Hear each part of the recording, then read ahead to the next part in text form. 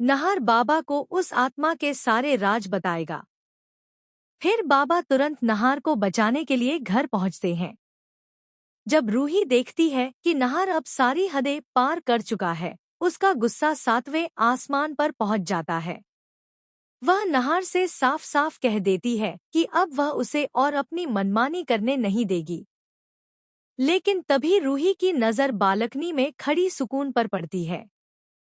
सुकून नाहर से कह रही होती है कि रूही को थप्पड़ मारो और अपना मकसद पूरा करो। यह सब रूही देख लेती है और उसके सामने सच आ जाता है कि सुकून ही अब तक नाहर को अपने इशारों पर नचाती रही। रूही फैसला कर लेती है कि वह अब सुकून को और बर्दाश्त नहीं करेगी और किसी भी हाल में उसका सपना पूरा नहीं होने देगी।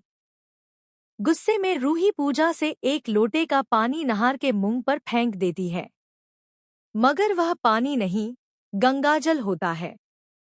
नाहर तुरंत होश में आ जाता है और रूही को बताता है कि सुकून ने उस दिन अपने हाथों से बनाया लड्डू में कुछ मिलाया था।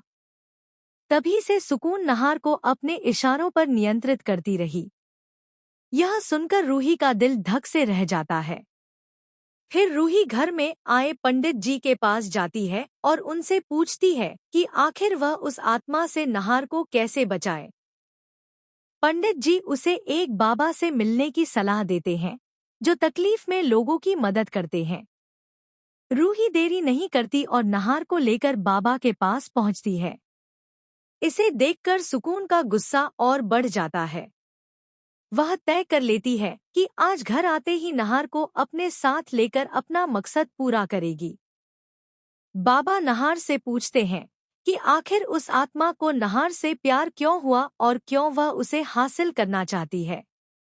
नाहर बताता है कि जब वह पुराने घर में था, उसने उस पेंटिंग की तारीफ की थी। तभी आत्मा ने उसे पसंद करना शुरू किया। वह उसे अपने पुराने घर भी ले गई थी और कह चुकी थी कि बहुत जल्द नाहर को हमेशा के लिए अपने घर में लाएगी।